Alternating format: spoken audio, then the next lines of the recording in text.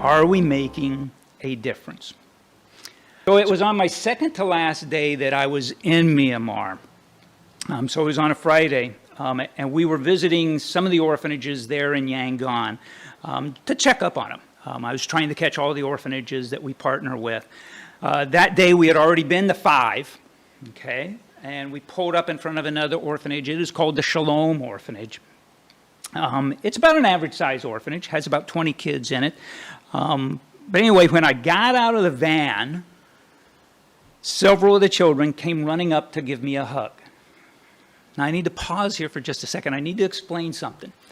For those of you who know Asian culture, hugs are not something that they do.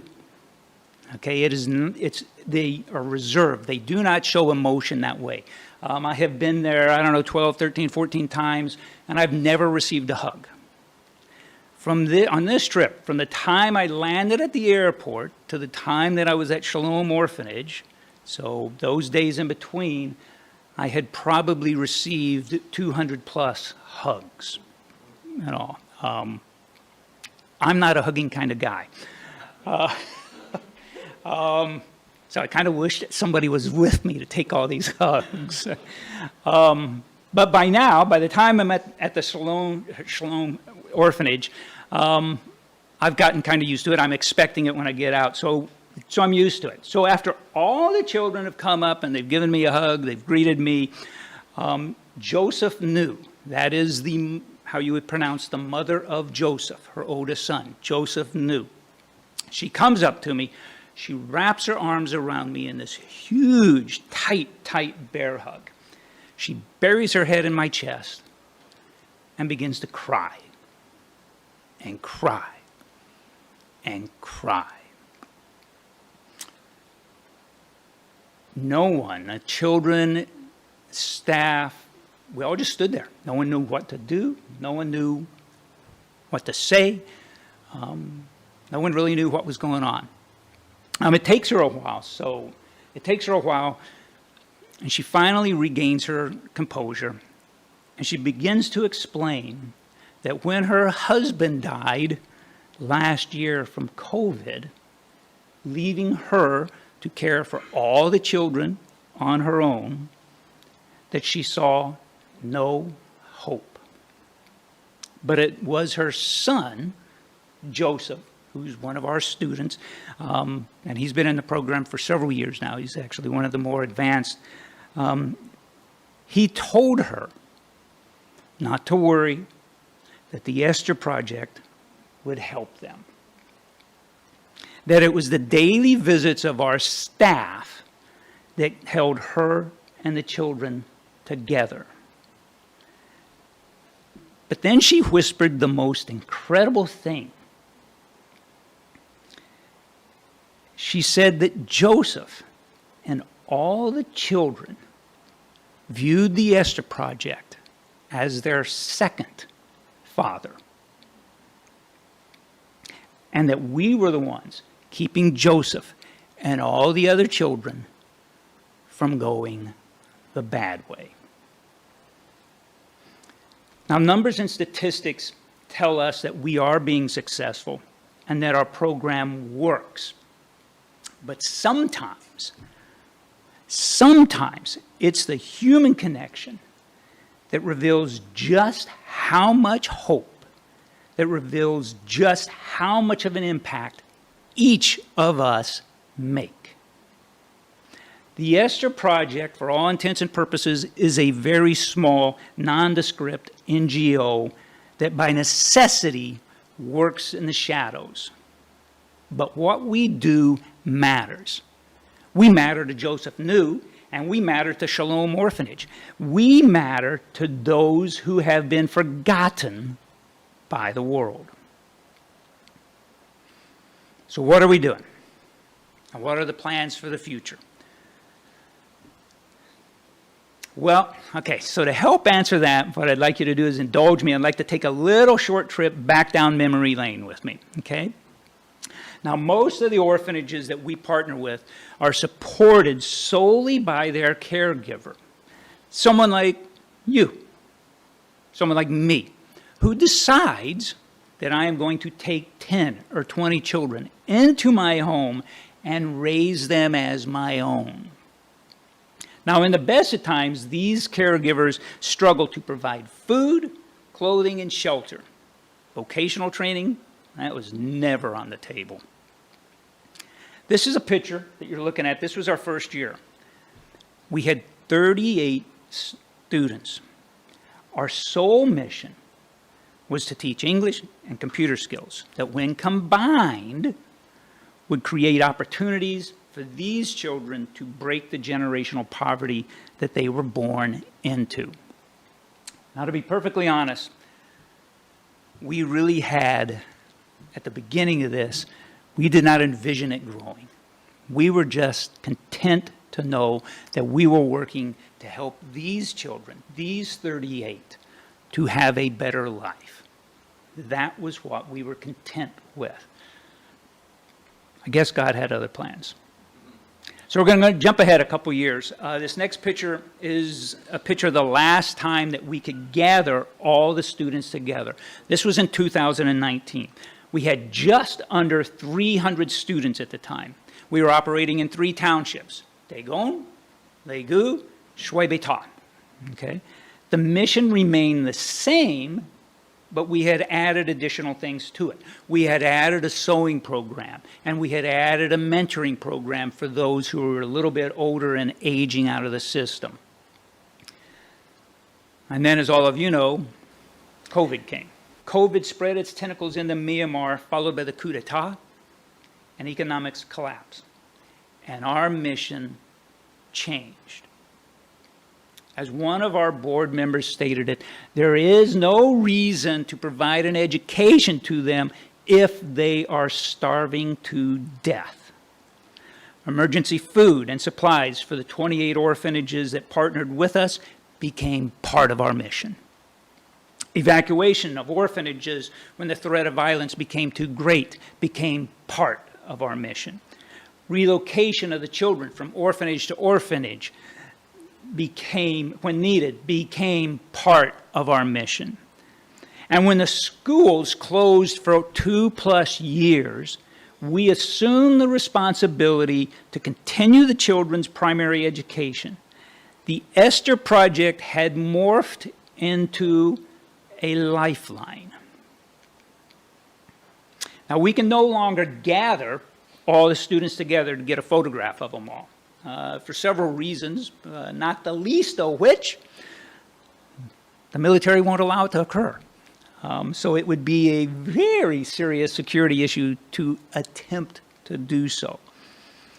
So on this trip, what we did was, underneath the security of the torrent of rain that just kept pouring on us, I went to as many orphanages as possible. I couldn't get to all of them, but we went to as many as possible.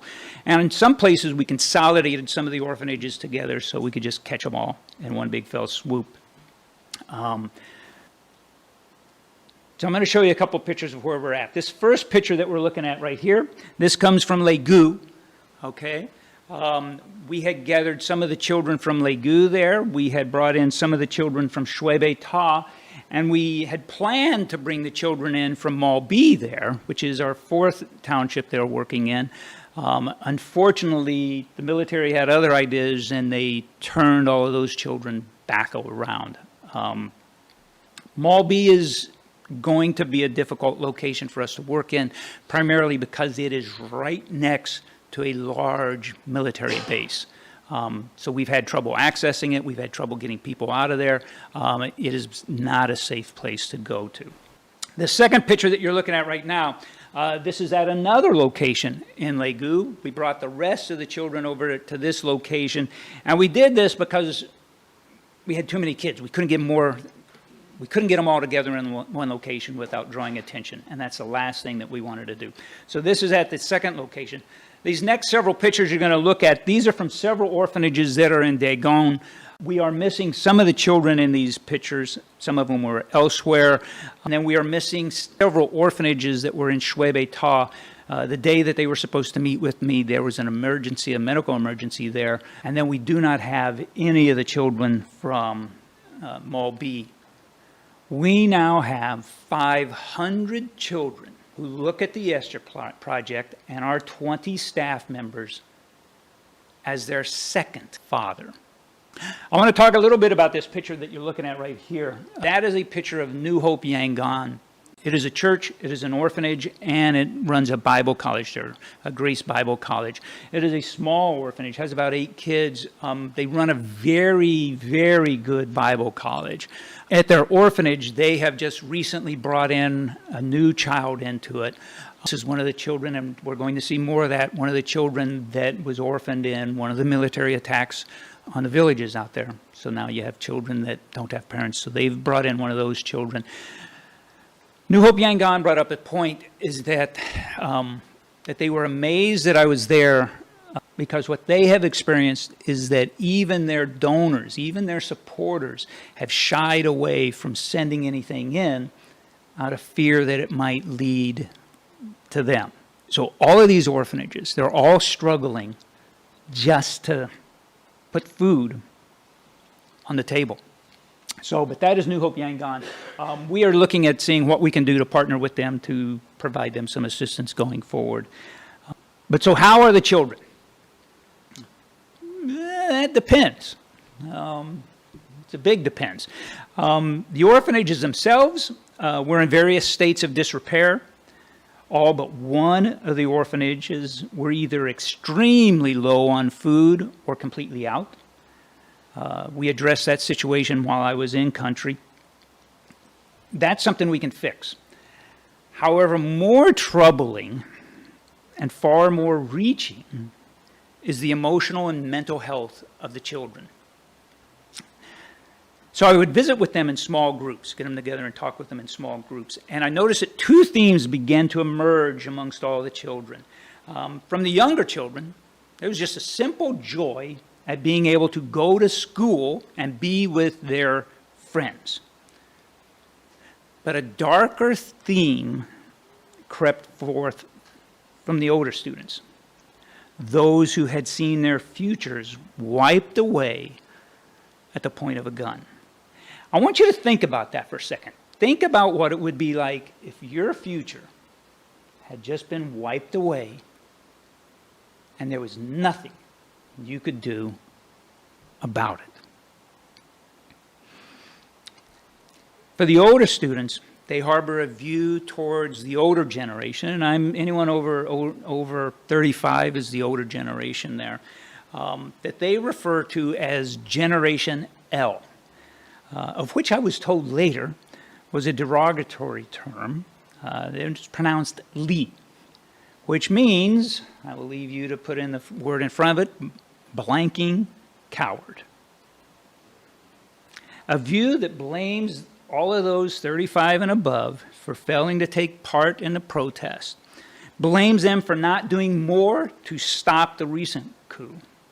One particular young woman recounted how she had witnessed her uncles being tortured by the military during the Saffron Revolution. That was in 2007.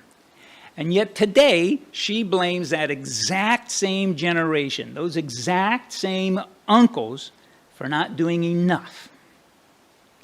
I cannot imagine what they have been through, what they have witnessed, nor is it my place to judge. But something inside me finds that this view is particularly short-sighted and without full consideration of what the previous generation has endured to have gotten the country so close to a democracy. It seems there, as it is here, that the youth always know better than the generation before until they become the generation before. So what could I teach them? And where do we go from here? I want you to try to imagine, if you can, try to imagine what you would say to a people and to an entire country that is living out their worst nightmare. In simple terms, what I tried to do is I tried to connect the stories that they read in the Bible to their current lives, to draw a parallel to it so that they can see that what's in the Bible is replaying itself, that they have a reason for hope, because it is in the Bible that they will find their hope. So what did I talk about? I talked about rubber ducks. Now you laugh, but if you read the Bible closely, you'll notice that the Bible is full of people who are like rubber ducks. Okay? The stories of Job, Joseph, Moses, David, Peter, and Paul, just to name a few. They were all rubber ducks. Every one of you, if you're going to get through life, you've got to be like a rubber duck. So I connected the stories, in particular the story of Joseph and everything that he went through, to a rubber duck. Now for them, I drilled it into them. So we're going to learn about a little rubber duck. And it goes like this. I will be like a little rubber duck. I cannot be crushed. I cannot be broken. I bounce back. I will always rise to the surface.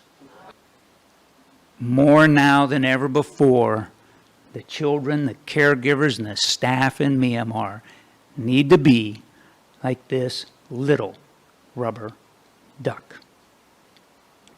So I wear this bracelet. It's a little rubber bracelet. I wear it on my wrist. It is identical to the one that we gave to all the children over there. It's in the colors of the Myanmar flag, red, green, and yellow. It says on it, I will be like a little rubber duck. I will always rise to the surface.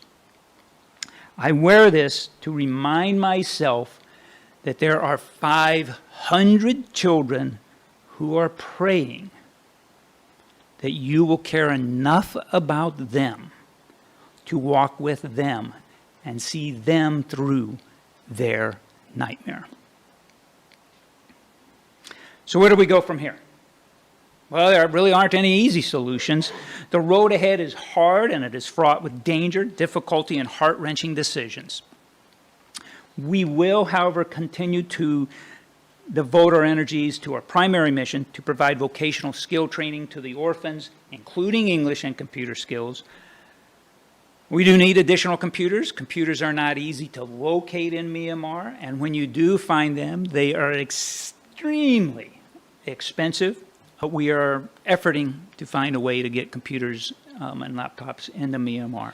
We are expanding our sewing program into several other locations, and we are researching additional skill sets to enable the children to prosper in their new environment. For the foreseeable future, we will also allocate funds to provide emergency food to the orphanages as needed, as well as emergency housing and safety support. We right now have a lot of children who are on the cusp of aging out of the systems, and they're going to need to find and make their way on their own in a much more hostile environment than we ever imagined. So we're developing a program that will help them with some skill training to make those adjustments and to consider their limited options. These are desperate times over there. And desperate people make desperate decisions. And jobs are difficult, if not impossible, to find. So to help mitigate that, we are launching a business training and entrepreneur program for all of our mentoring class and for anyone else who's looking to open up their own business, as well as we're going to replicate the microloan program that we have operating in the Philippines. Now, while most NGOs have either pulled out of Myanmar or reduced their footprint to skeleton teams comprised of only a few indigenous people, we've done the reverse. We have expanded our footprint. We have expanded our mission. We have expanded our staff. We remain steadfast because people need to know that they matter, that they are not alone, that people care about them, that God cares about them, that they are somebody to Him. It is as I asked you in the very beginning, in this increasingly dark world, does the world know exactly what you stand for? Because truthfully, you really do only have one of two choices. You can either surrender to the darkness, and you can tiptoe your way through life, afraid of waking the beast, or the staff, the caregivers, the children of the Esther Project live in a land of shattered dreams, the oppressed, the broken, and the lost, where they are despised, they are arrested, tortured, and murdered, where absolute evil and darkness reign. And yet, instead of surrendering to the darkness, they strike a match and stare down the monsters with the only weapon they have: love. Thank you.